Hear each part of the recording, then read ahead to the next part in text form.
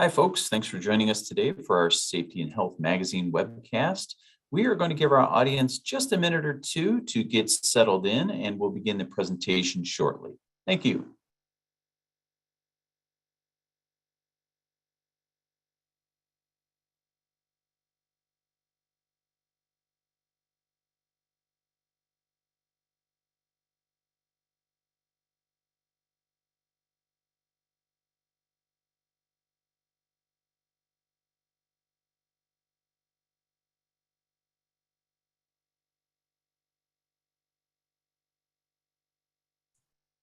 Thanks for joining us today, folks, for the Safety and Health Magazine webcast. We'll begin the program shortly. Thank you.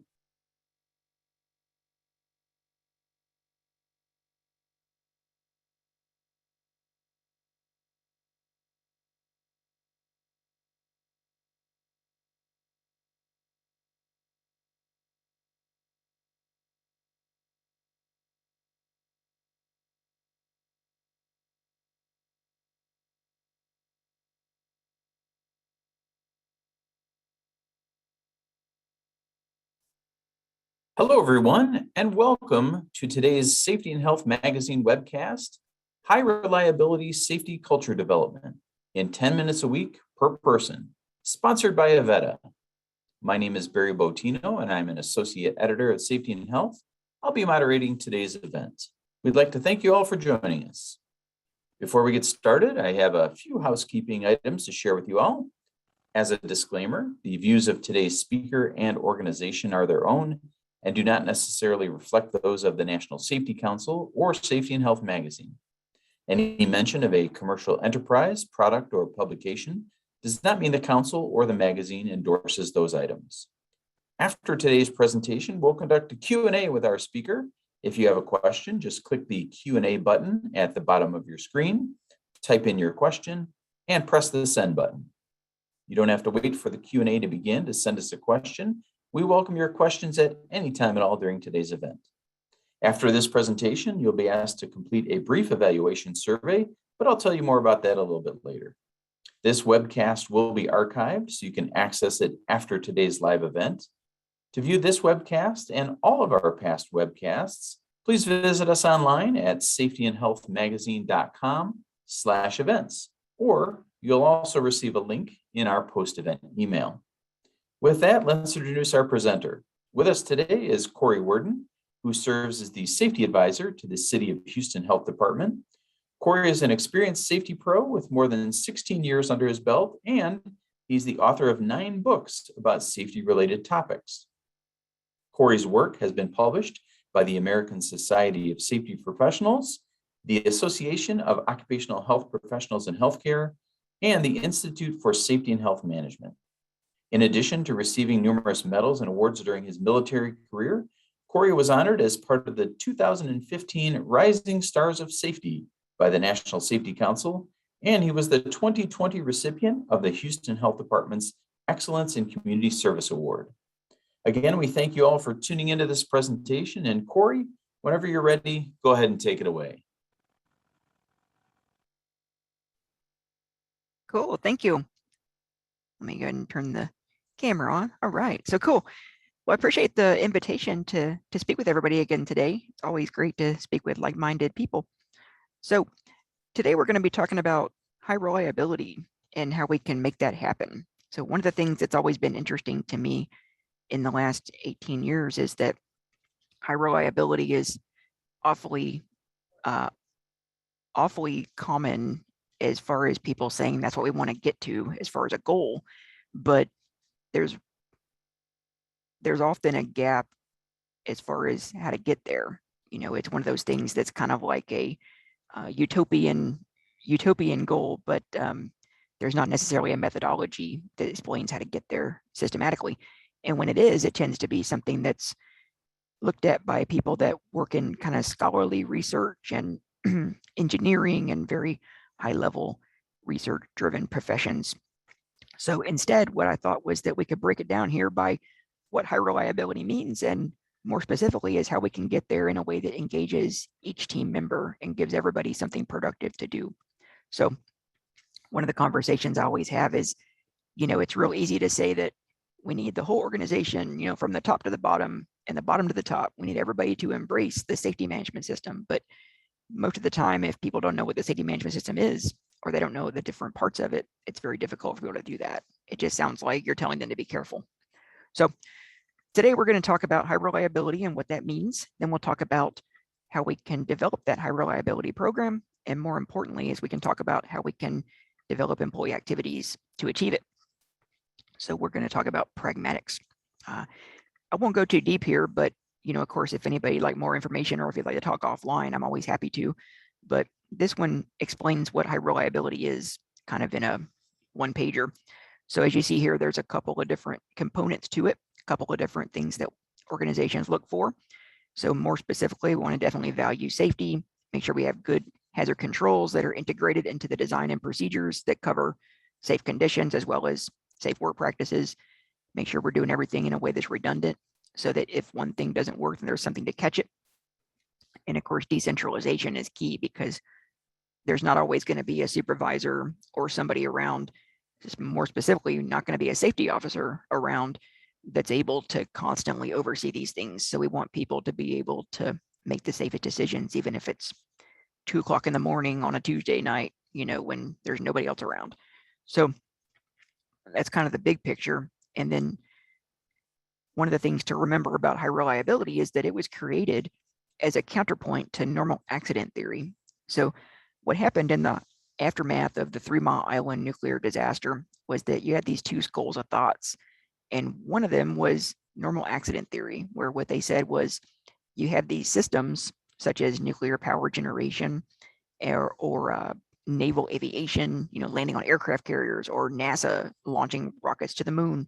You have these very complex, very highly sophisticated, what they call tightly coupled, which means a lot of moving parts, a lot of people involved systems.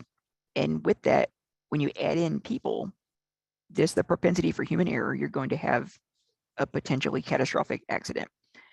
And so normal accident theory was basically deciding that that's going to happen. Now, the flip side of that is high reliability, where what they're saying is that if we're able to constantly identify potential failures, constantly work on the most effective controls, and constantly integrate those into the system, and then constantly learn from any potential failures that we can catch through leading indicators, then we can prevent catastrophic failure. And so there was a lot of research that went into this over the years. You may have seen a lot of it with things like the NASA and incident analysis from the Columbia and the Challenger disasters.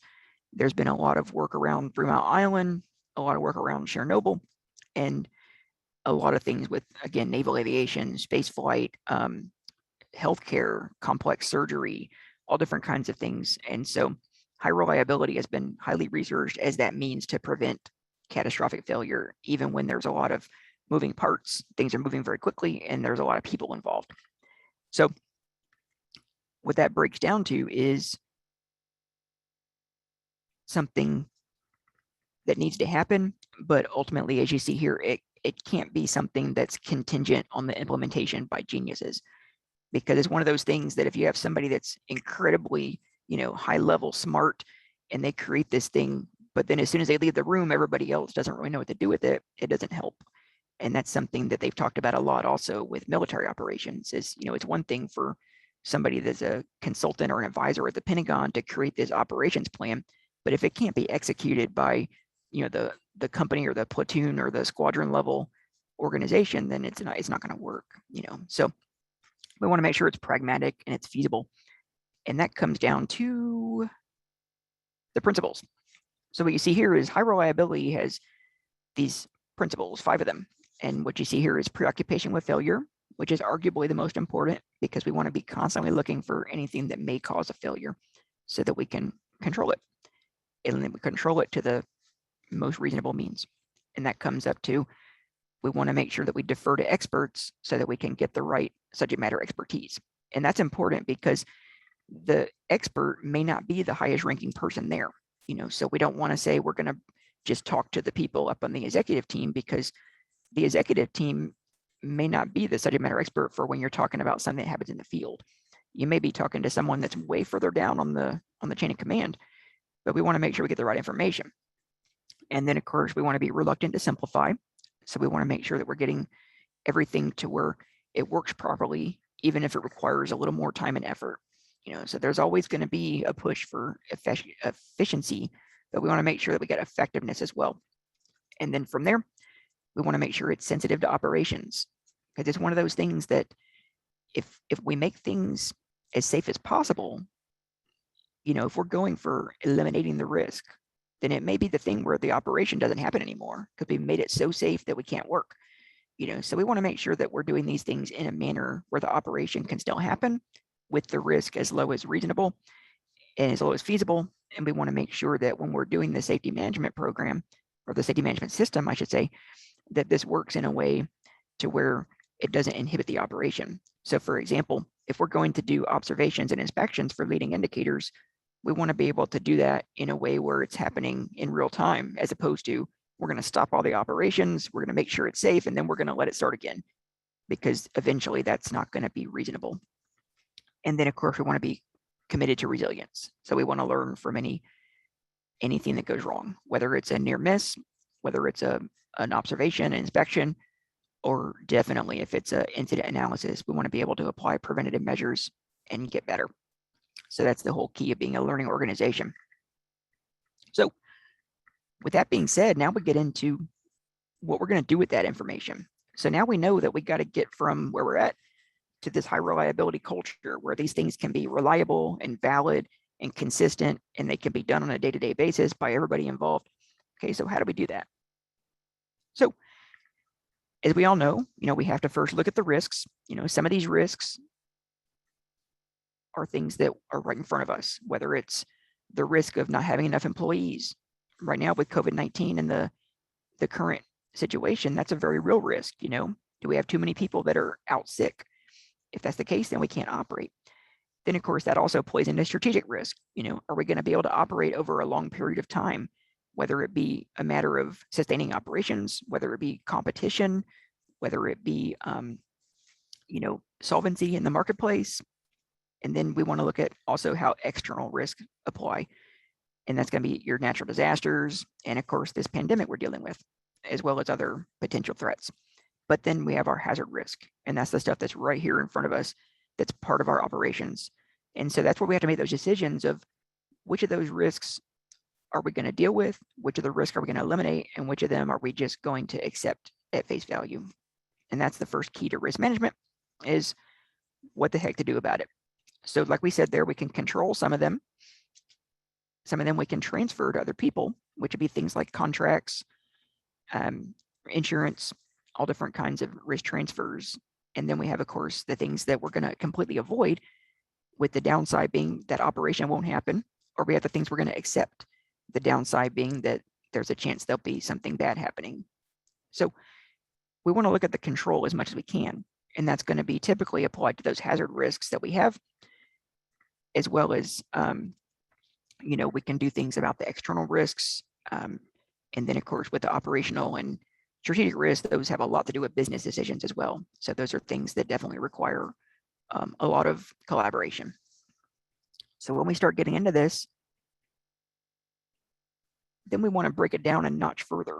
So now we know that we have those risks that are hazards, and among the hazards, we have some of them that we consider to be stagnant.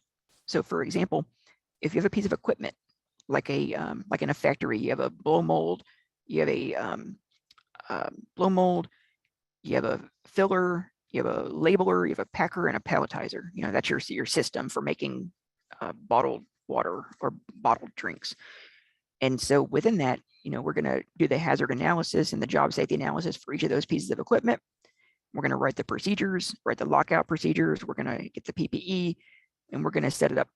And so if that equipment doesn't change,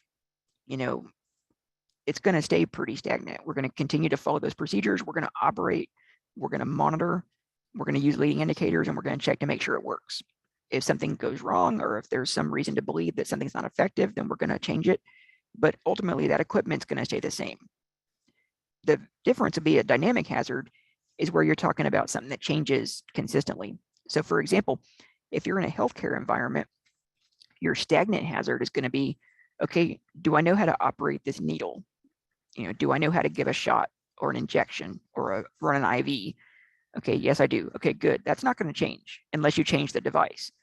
But the dynamic part of it is that every patient's different. Some of them are going to be scared of needles. Some of them are going to be combative. Some may be intoxicated. Some may have visitors that are, having a lot of emotional crises. So there's a lot of dynamics involved there. So it's one thing to be able to give an injection, but it's another thing to be able to give an injection where somebody is trying to slap you or somebody's yelling at you or whatnot. So we want to be able to look for both those types of hazards, and then we're going to work to control that. So we got to look for how to do the task, how to run the equipment, but also how to do that within the different variables that apply. And that may be, again, that may be something like workplace violence. It may be something like weather conditions if we're outside, all different kinds of things. So now that we're looking at that, of course, we can look at the different hazards. You've got your working conditions, which is going to be things like the physical environment, whether it's a facility or whether it's an outdoor operation with the weather. And then you've also got your equipment that you're working with. Then you've also got the work practices. So we made sure that the place is safe. We made sure the equipment's safe. Now we got to make sure we know what we're doing. So do we know how to do the task? Do we have the JSA? Do we know what PPE to wear? And now we got to also contend with any third-party dynamics, whether it's in healthcare, we have patients, we have visitors. In the last decade, there's been a lot of unfortunate, tragic situations with workplace violence where people are working, they got the safe equipment, they got the safe workplace, they got the procedures, they're doing their job, but then somebody commits an atrocity of workplace violence. So we want to be able to look for all these different variables, and that way nothing gets missed. And that's, of course, the first step of high reliability is preoccupation with failure. So the reason this is important, if we look at Heinrich, way back in the day, Heinrich says that you have your 3 different causal factors. So you've got about 2% that are going to be your acts of God, which is going to be like your natural disasters and whatnot. It's interesting because the current COVID-19 pandemic could fall under act of God. It could also fall under unsafe condition, could also fall under unsafe behavior. It's interesting, but we won't go off on that tangent right now. So here, if we look at those 3 different things, unsafe acts, unsafe conditions, acts of God, as defined by Heinrich, then this tells us for high reliability, acts of God, we can't do anything about the causal factor. Like we can't stop a hurricane, unless we're Storm from the X-Men, if you're into comic books. But what we can do is board up the windows, we can put sandbags on the doors, we can mitigate the risk. So that's a scientific means. And now, unsafe conditions. So for example, if we got a wet floor, if we got a tripping hazard, we can dry the floor, we can remove the tripping hazard or secure it. Those are all scientific means. They're passive controls. They don't require the individual employee to do a lot of critical thinking. So we're going to render it safe, and then we're going to go about our business. But the big difference is unsafe behaviors that requires a lot of leadership, and it requires training, and it requires oversight, and it requires a lot of adaptation and a lot of innovation. And we got to make sure that everybody understands what to do, when to do it, and how to do it. And so that's an art form. And art is, leadership is the most difficult art there is, because it's not a science. It's not something that we can develop a methodology for and then just do that. We have to be able to learn from things. We have to be able to continue to evolve.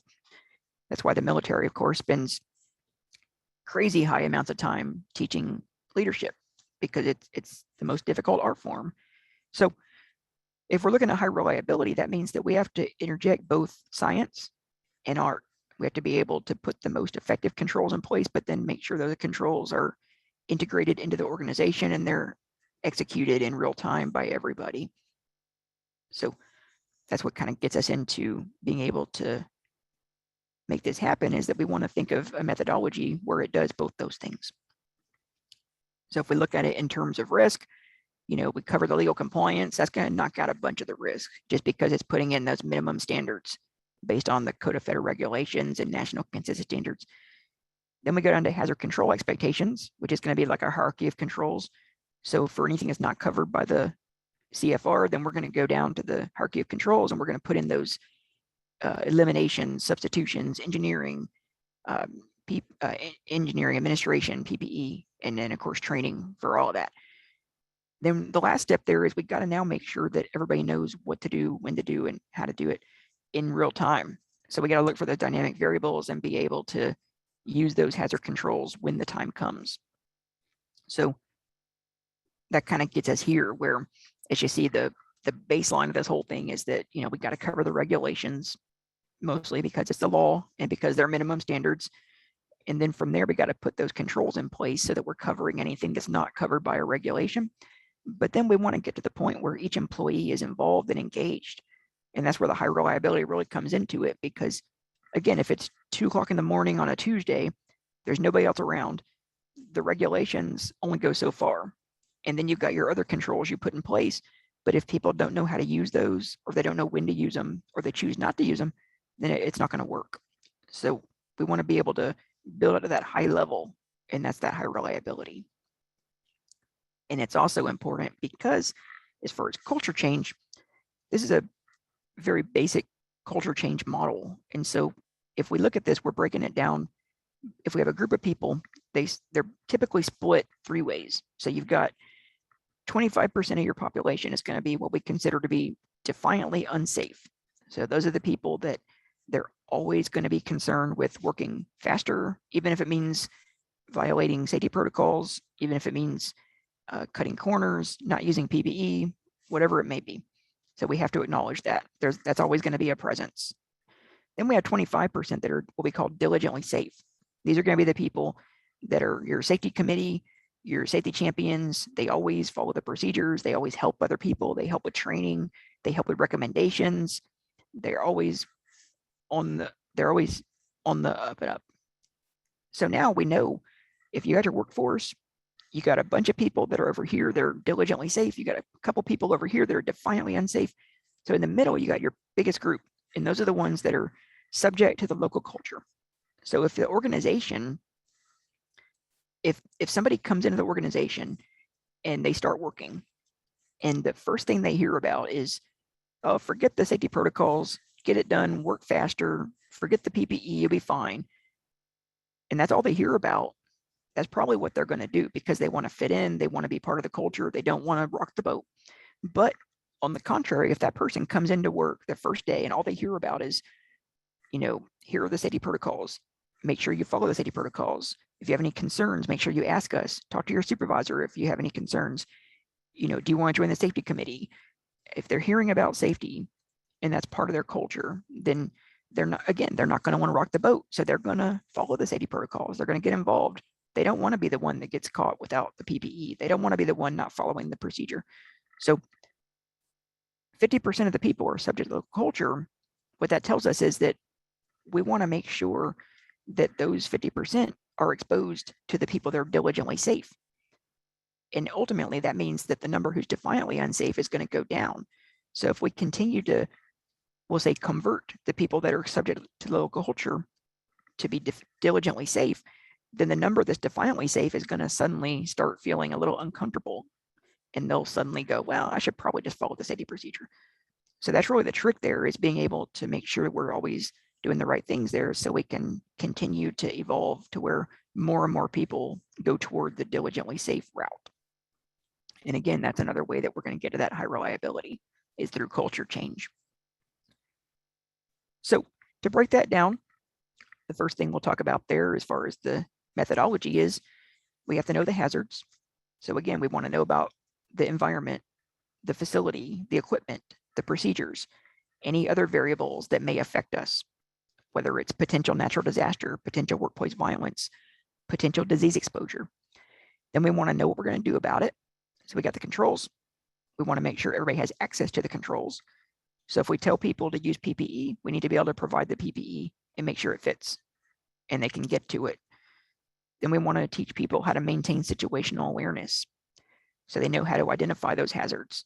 So whether it's, I'm going to work on this equipment, so I need to follow this procedure with this logout procedure and use this PPE, or whether it's, I'm doing this task and I need to watch out so that if a patient tries to punch me, then I can respond to that.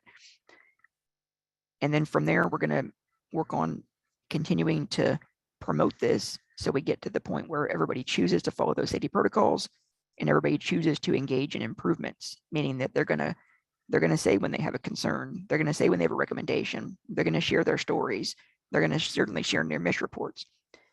So if we're able to get all these things happening, then we can continue to improve. And that gets us closer to that high reliability goal, which is one of those things that, it's not about the goal, it's about the journey there and continuing to improve. So to get there, we've got our operationalization, and that's going to be our safety management system. So of course, we got to have our infrastructure, which is like our safety committee and our subject matter experts, maybe your incident command system, NIMS.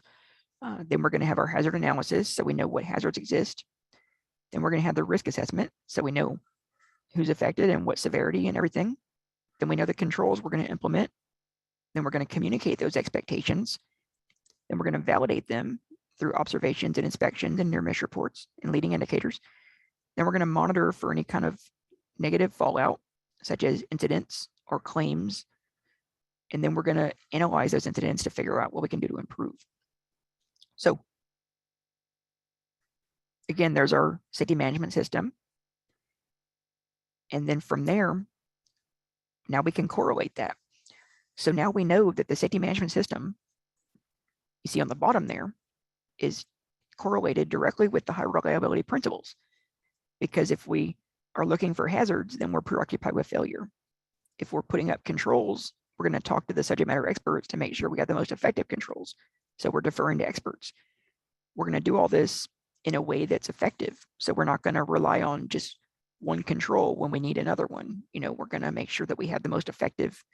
So for example, if we need an engineering control, we're not going to settle for, an administrative control, or we're going to make sure we have an actual control instead of just telling people to be careful. So we're going to be reluctant to simplify. Then we're going to do all this in a way that allows the operations to continue. So we're going to be sensitive to operations. Then from there, we're going to learn from anything that goes wrong. So we're going to be committed to resilience. So now we have these high reliability principles. We have our safety management system that covers them. And so now, of course, how do we get there? So we're going to develop the program. So first thing there is we want to have our infrastructure. So again, with our safety committee, we want to make sure that we're going to have our chain of command, which is our employees, their supervisors, and then of course the leadership. But the safety committee, of course, is going to be lateral to that. So we want to make sure that the safety committee is able to get information from the field and then analyze it, develop recommendations, and then give those recommendations up to the senior leadership. So once we have that, then we need to identify those hazards. And this is arguably one of the most important things, because this is how we're going to figure out what we need to do and what the potential failure is. And so this is something we can talk to employees about. So we want to make sure that we're getting feedback. So can employees tell us their concerns? Do they have a means to do that? Do they know who to talk to? And that's going to be not only the workplace conditions, but also work practices, any challenges they have, such as being able to find PPE, being able to use PPE, having a procedure that works, that's not, it's not something that they're not trained to do or they don't know how to do. And then any transitions there. That's one of the things we always talk about with needle stick prevention is it's one thing to be able to give an injection, but you have to be able to go get the device, get the medication, get that together, walk from there to the patient room, make sure there's no slip, trips, or falls on the way, talk to the patient, make sure that they know what's going on, communicate, then do the actual task. And then now you have a contaminated needle, get that into a neutral zone so we don't pass it to somebody and accidentally stick them. And then take that, then walk to the disposal box, make sure the disposal box is in a way that's convenient and accessible, and then dispose of the contaminated sharp. So all those things have to happen to make sure there's no needle stick. And so again, those transitions are very important. And of course, we also have our individual assessments. The most common example of that I always say is, we don't want to have somebody that has a broken ankle try to climb a ladder, and then of course, management and change. So for example, if we're out of PPE, then who do we talk to order more? If we need something fixed? Who do we talk to for equipment maintenance? All these different things we need to know about. And these are things that employees can tell us that they have a concern. So that's the first question we have here is, does the organization have a process or a method for requesting those hazard identifications? So if an employee has a concern or a question, do they know who to bring it to? And do they know how to get an answer? So I'm always curious there if the teams have that going on. So we'll give it just a few seconds for everybody to respond.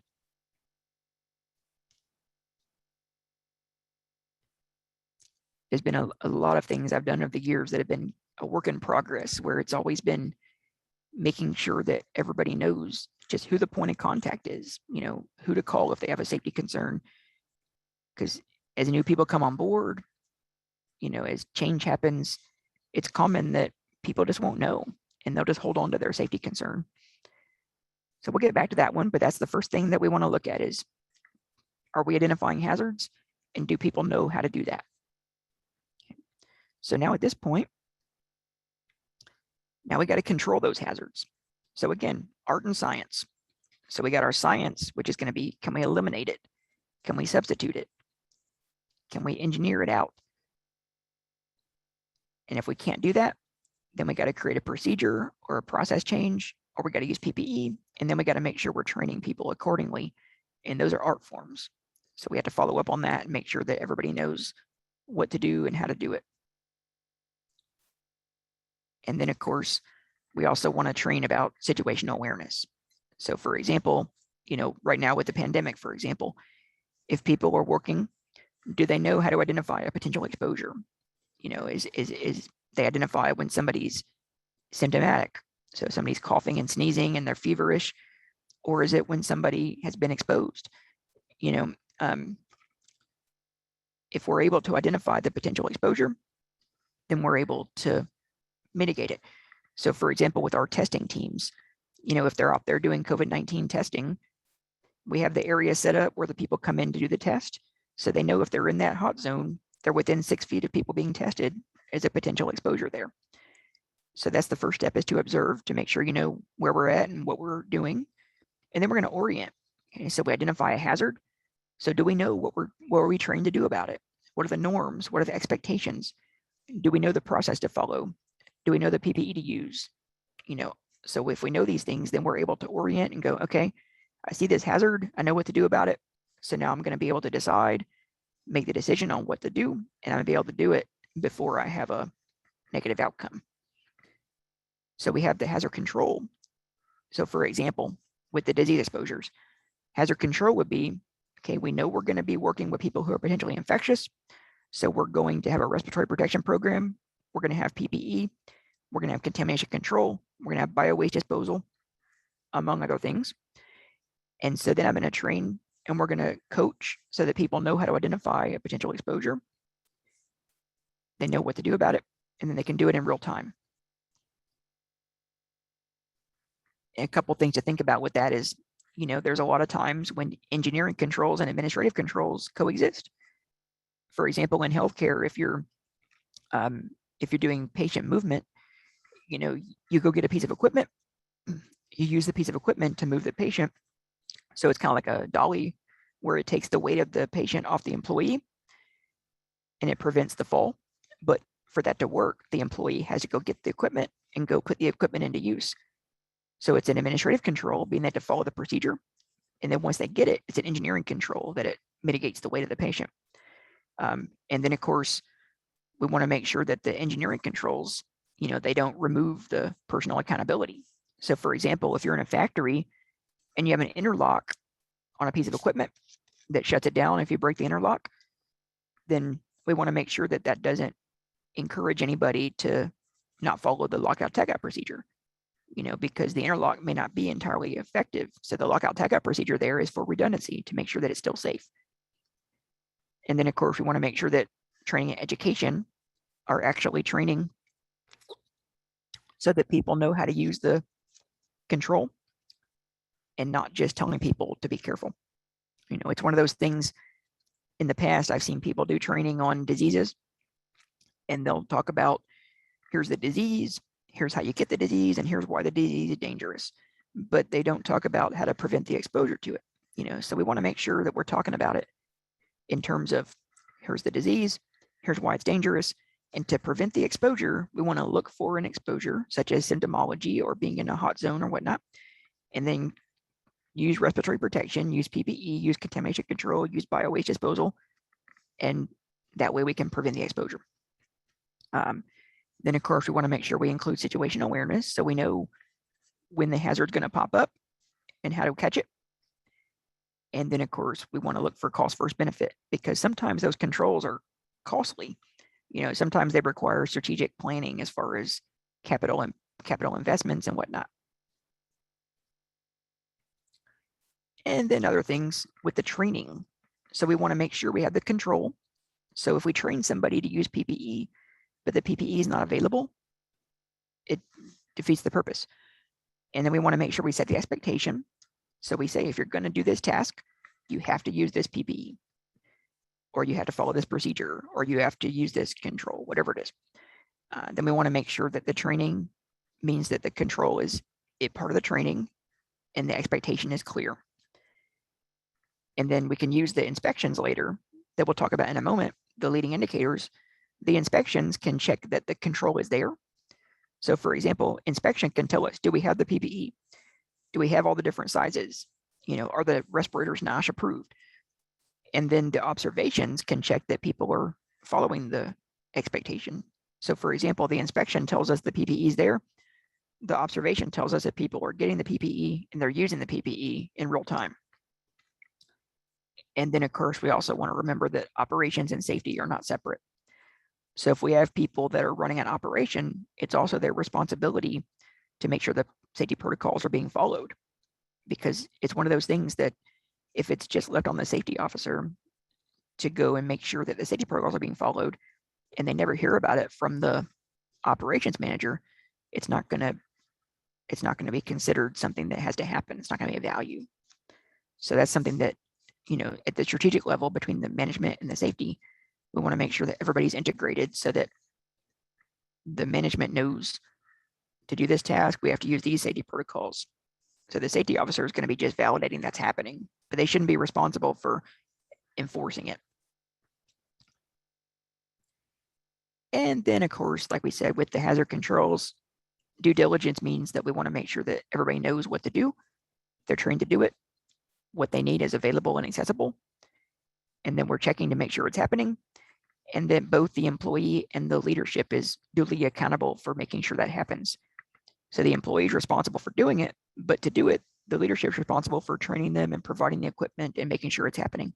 So each person has a part to play. It's not just a matter of pointing fingers. Okay. So here's the next question. So we talked about, do we have a way to identify hazards and get recommendations and feedback? So here, do we have a process for team members to provide hazard control feedback, recommendations, and questions? So for example, if I'm an employee and I think, I'm pretty concerned about that, my job doing COVID-19 testing, I really need a NIOSH approved respirator. Do I have a way to make that recommendation? Do I have a way to provide feedback? So if I say, hey, I've got these nitrile gloves, but they don't fit, or, hey, I noticed that we have this really awesome equipment, for, let's say, chemical handling, for chemical containment, but I don't know how to use it, or I noticed we have this chemical in this 55-gallon drum. We really need containment that contains 110% of that drum, So do we have a way that people can do that? And does that feedback get up to the executive team? So again, we'll get back to that, but that's the next step there. Identify the hazards, then make sure the controls are in place, make sure people have a way to engage. And so from that point, now we're going to communicate the expectations. So one of the things about communication is that, subject matter experts in HR and training, they'll tell you that the information needs to be presented 100 different ways, whereas educators will tell you that it needs to be done 7 ways, 7 times each. But either way, as you see, the idea is that they're hearing about it on a frequent, recurring, consistent basis. And so they hear that enough, it becomes part of the culture. But communication itself is not enough. It's not just a matter of talking about it. The idea of communication is that we're reinforcing the expectation to use the hazard control. So we identify the hazard, we put the control in place, we taught everybody how to use it, and now we're going to make sure that we continually reinforce that expectation. So that can be done a number of ways, bulletin boards, safety huddles, safety moments, emails, newsletters, safety meetings, team meetings. So that's the next question there. Does the team have a process for sharing those safety communications and for team members to also share their safety stories and whatnot? Because that communication is what reinforces the expectation. Okay, so now at this point, we know that each employee can provide hazard control recommendation, or excuse me, they can provide hazard identifications and concerns. Each employee can provide hazard control recommendations, and each employee can also participate in safety communications.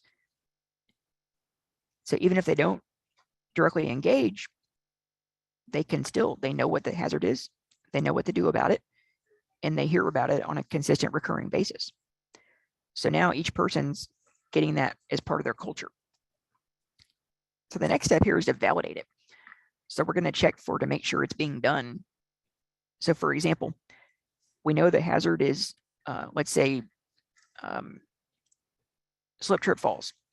Okay, so we know the hazard is a tripping hazard on the floor. So the control is that we're going to secure the tripping hazard and make sure it doesn't trip anybody. So we're going to put that in place. We're going to, if anybody has any recommendations on how to do that, we're going to listen. Then we're going to make sure we communicate the expectation is if there's a cord across the floor, it's got to be secured or it's got to be moved off the floor. And so then we're going to go validate that's being done. So we're going to go do our inspection and we're going to check to make sure that the cord is secure or the cord is removed.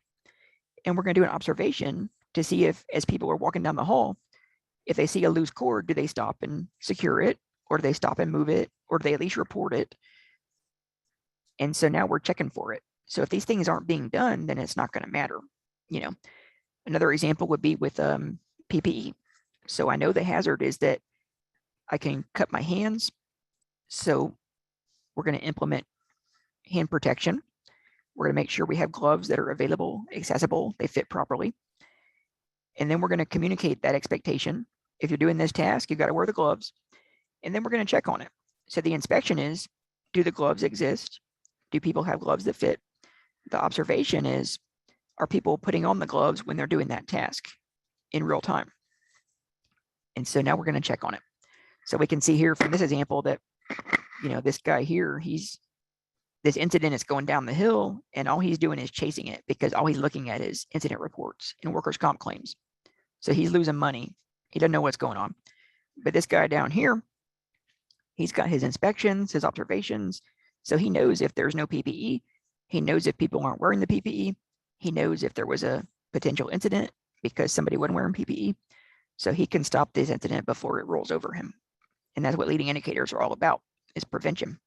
So we can check for participation and engagement. So for example, do we do the inspections? Do we do the observations? Do we have near miss reports? And then we can check performance. So we look at the inspections. Okay, do we have safe conditions?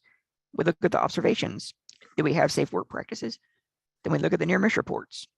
Are we working on improvements to prevent future near miss reporting, or to prevent future near misses like that? So leading indicators, we can check for that. And we want to make sure it's a just culture. So we don't want to write people up. We don't want to threaten to fire people because it defeats the purpose. We want to make sure that we're encouraging people to help with the inspections and the observations and the near miss reports. And then we get that information and we use that information to better control the hazard, but not to go out and write people up and fire them, because ultimately it's still accountability. So if somebody reports an inspection, there's no PPE, that gives the leadership a cue they need to go get the PPE. Or if they report that the PPE is not being used, then that's a question. Okay, well, do we not train them?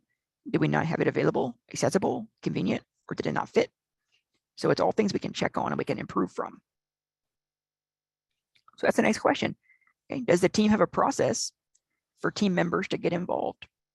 So are team members able to engage in inspections, check for safe conditions? Can team members engage in observations to check for safe work practices? Do team members engage in near miss reporting? And are those things done with a just culture so that people don't fear fear getting fired if they help with safety? So that's something else we can think about. So now at this point, we know the hazard, we know the control, we've been reminded and reinforced of the expectation to use the control. And now we've validated that we have the control and we validated that it's being used. So we have our hazard identification, we have our hazard control, we have our communication, we have our leading indicators. And then, of course, the last part of this is the lagging indicators, which is the bad stuff that happens. So we want to make sure that we're preventing these things, because if they don't get prevented, it just gets worse. As you see here, the first thing, of course, is it has an immediate effect on the employee's health, whether it's an injury or an illness. And then from there, it's going to be a report. It may go on the OSHA log. It may become a claim. That claim may become days away, restrictions, or transitional duty. It may have incurred costs or direct costs or both. And it may ultimately end up affecting productivity because you have fewer people to do more work. And that's what's happening a lot right now with the pandemic, is that there's a lot of people that are affected by COVID-19. And so there's fewer people that are able to work. And that's creating more strain on those people, which creates more potential for exposure or injury. And that creates cultural challenges, which creates a potential for unsafe conditions or unsafe practices. So it's kind of devolving, unfortunately. So we want to make sure that we're able to prevent those things. And that creates reliability and validity. So like we said there, if each person is engaged and involved, so each individual employee spends 10 minutes a week, they identify a hazard, or they raise a concern, they provide a recommendation for a control, or they help, teach their partner or their peer how to do it. They do communication, so they hear a safety moment or a safety huddle or a tailgate, and they share a story. They help with an inspection, they help with an observation, or they provide a near miss report. So 10 minutes a week, each person involved with hazard ID, hazard control, communication, and leading indicators, all those things is what serves to prevent these things from continuing to happen. So the big picture, of course, is here. If we catch these things at the lowest level, so you see down here on the bottom right corner, we have high frequency. These are the things that happen all the time. But when I say low severity, we don't mean low severity to the employee, because that person's getting injured or that person's getting sick. So that's high severity to the individual, but it's low severity to the organization, meaning it's not going to shut down the organization. Okay. But if we don't handle that, then it creates a campus or a facility issue. So now it affects visitors or the public, and now it's higher severity, because now it might get sued. There might be regulatory issues. Okay. If it still doesn't get handled, then if you have a disease or a germ, now we have infection control issues. So if it's not handled at the lowest level, then it affects the public, and then it gets outside the facility, then it affects the community, it becomes an outbreak. And that's the first thing that happened with COVID-19, of course, is it got into the communities. And then if it still doesn't get resolved, then it goes out to the highest level, which is the lowest frequency, but the highest severity. And then it becomes emergency management. And that affects the whole organization, where it'll literally shut down the organization. And in the case of COVID-19, it'll shut down the whole economy, the whole world. So it's one of those things that we want to look at it at the lowest level. So we want to look for the hazard, implement the control, communicate the expectation, then validate the expectations being done, and check for all those different nuances. The hazard itself, are we checking for safe conditions, safe work practices, situational awareness? The hazard controls, do we have the control? Is it available and accessible? Do people know how to use it? Do people know when to use it? The communication, are we communicating it in a variety of ways? Are people involved and engaged? The leading indicators, are we doing them? Inspections, observations, near misses. When we do them, are we checking for safe conditions? Are we checking for safe work practices? And do we take that information and relay it so we can continue to improve. So if we do all those things, we can catch these things at the lowest level. And this, of course, is just a kind of a summary of how this is rolled out at a hospital in the past. As they had an incredibly high rate, but then we got the committee together, we got the subject matter experts, defer to experts. We started looking at hazards, got involvement, got participation, got engagement, put the controls in place, whether it's equipment, procedures, PPE, made sure everybody's trained. And then we started validating those things are being done and started communicating, started making sure everybody's reminded and reinforced. And then it just brings down the rate systematically. So it's one of those things, it's an art form, but it's also a science. And then it becomes that cycle. So it's continual improvement. We have our safety committee, our subject matter experts. We're constantly looking for hazards. We're constantly hearing feedback. We're constantly adjusting controls, making sure they're effective. Then we're communicating. You see this guy in the middle here, he's communicating on a consistent recurring basis, reminding people of the expectations. And then we're checking on it to make sure it's being done. If it's something's not right, we can fix it on the way. And then we check for any incidents or any lagging indicators, and then we're able to resolve those. Then we take that information, go back to the safety committee, and then do the whole thing again. So if each person participates for about 10 minutes a week, then as you see here, each person's involved, each person is engaged, and it breaks down to that high reliability concept. And it's those 5 things, 10 minutes a week. So if I'm an individual employee, then I'm going to get engaged. So I'm going to raise my concerns. I'm going to make my recommendations for hazard controls. I'm going to work on communication, whether it's just hearing a safety huddle or whether it's actually sharing a story. I'm going to validate by helping with inspections and observations and near miss reports. And then I'm going to help with investigations if we need it.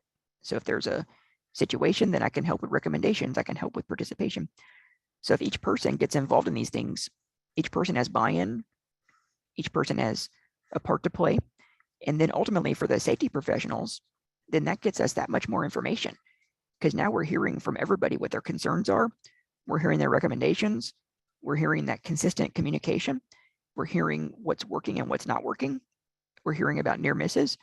And then all that information goes back to the safety committee. We can take that, make recommendations, and then get it up to the leadership who has the ability to pay for it. Honestly, they have the capital funds, they have the budget, and then we're able to reset the expectations and keep improving. So it works out pretty well. But the important part is that each person's involvement is really critical there. So if we look at those polls we did earlier, if we can pull those up, so that's great. So what we see here, if we're talking about, do we have a way to engage employees so they can bring us concerns? Looks like, and then do we have a way that employees can make recommendations and they can get involved in the hazard control process? And then do we have communication? Do we have leading indicators? Can employees get involved in leading indicators? So look at the 90% had a way for employees to get involved with the hazard, voicing hazards and concerns. It was like 84% have a way for employees to get involved with the hazard control process so they can have a voice in whether or not controls are effective and whether they need it.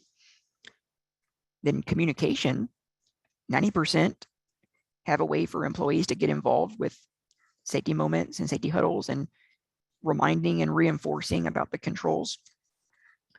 Then the last one is can employees get involved with observations and inspections and near miss reports? 89%. So that's really good. That shows that of the audience, 84% or higher, have those different mechanisms. And as we saw, those mechanisms are what creates the communication. It creates the engagement. It creates the effective controls and the continual improvement and validates that they're effective. And that's what stops those hazards from causing injuries and illnesses at the low level, which prevents it from becoming a facility issue or a public issue, and that prevents it from getting into the community, and that prevents it from becoming an emergency, which creates high reliability. So if each person spends 10 minutes a week, it really creates a lot. So again, that's me. If there's any questions, any concerns, or if you'd like the slides or anything, or any of the articles or books or whatever, I'll send it to you for free. Feel free to send me an email, and I'm happy to talk offline. But again, I appreciate the opportunity to talk with everybody today. And if there's any questions I can help with now, I'm happy to. Great. Well, thank you, Corey. Appreciate you sharing your insights with us on this topic. Before we start the Q&A, I want to let everyone know about the evaluation survey that we're asking you to complete. The survey will open in a different screen after our webinar today. Your input is really important to us because it does help to improve our future webcasts. So let's get to a couple questions, Corey. Our first question from the audience is, how do you get employees to use the feedback methods that are provided? And our questioner says, we have systems in place, but generally they aren't used. Yeah, great question. We've had that situation as well, where it's one thing for me to put out the message that, we really want your feedback, I promise. Even when the director or the senior management, if they say, no, seriously, we want you to tell us what's up. A lot of times, unless they've heard that, unless they've had that culture, there's some concern there. People are afraid of reprisal, or they're afraid of negative connotations or being labeled a complainer. So one of the things I've done is that I will, if, for example, if somebody has feedback for me, then I'll ask them if they're okay with me sharing that. And then we'll do, during like a team meeting or whatnot, or a town hall meeting, then I'll actually say, that we'd like to give this certificate of appreciation to this person for bringing us this concern, because this concern helped us to identify a hazard. And then we were able to put this control in place, and that helped us to prevent these incidents. And so that way people see that person being positively recognized, and that kind of brings down some of those barriers and some of those concerns about saying anything. So sometimes things like that, with positive reinforcement and just slowly building that trust to where people don't fear that they're going to get in trouble. Sometimes that helps a lot, but also just the consistency of it is just, the more things are talked about and they don't see people getting in trouble, then slowly people will start saying things. I've been here for a little over 2 years now, 2 years and 6 months. And for the first year or so, it's pretty quiet. There weren't a lot of feedback, but now we get a lot of feedback, and a lot of it's just completely public. It's not even anonymous, because people are become comfortable to voice it, which, makes me really happy. Great. Thank you for that, Corey. Appreciate it. It looks like we've got time, Corey, for one more question before we reach the top of the hour here. And our questioner says, I've always thought that the KISS method, keep it simple, stupid, was a great approach. Can you elaborate, Corey, a little bit more on the reluctance to simplify and what that is about? Oh, yeah, absolutely. Yeah, with reluctance to simplify, it's actually separate from the KISS approach. So I totally understand that. When we talk about that, what we mean is we want to make sure that we're using the most effective controls, even if it's not, the easiest. So a good example would be, for example, with if we have a let's say we have a I'll use the training example. It's one thing if we say that we need to train people on how to prevent an injury. And so it's one thing if we do the training and we say, okay, here's the hazard. If you do this, you're going to get hurt. So be careful. That'd be the easiest thing. We say, yeah, we provided training. We told them about the hazard. We told them about the control. And so we kind of wash our hands of it. But if we don't simplify that, then what we're doing is we say, okay, we're going to make sure that we have the control. We're going to make sure that it's effective. And then we provide the training. We're going to make sure the training shows specifically how to follow the control. And then after we train them, we're going to go out and we're going to make sure that that's being followed the way it's supposed to. So we're just not going to simplify it and assume anything. And it can also apply if we're talking about the controls themselves. Is, sometimes like if we have a piece of equipment, we might say, I'm gonna write this procedure, and the procedure is gonna have a lockout tagout procedure on it, and it's got an administrative procedure. But if we have the ability to put an engineering control on top of that, then it increases the reliability. So if there's the ability to use a more effective control, then we don't want to be simplified to the point where we don't have the best possible control. Of course, that's all subject to cost versus benefit and budget and everything, but we just want to aim to have the most effective controls, whether it's elimination, substitution, engineering, administration, and then make sure the training explains how to use that control instead of just saying, here's the hazard, be careful. Great. Well, thank you, Corey. Unfortunately, folks, we have run out of time today. If we didn't get to your question, the good news is that we will forward all the unanswered questions to Corey so he can respond. Thank you all for attending today, and we appreciate you taking time to share your feedback via our survey. A special thank you today to our terrific presenter, Corey Worden, and everyone from our sponsor at Avetta. This ends today's Safety and Health Magazine webcast. Take care, everyone, and have a safe day.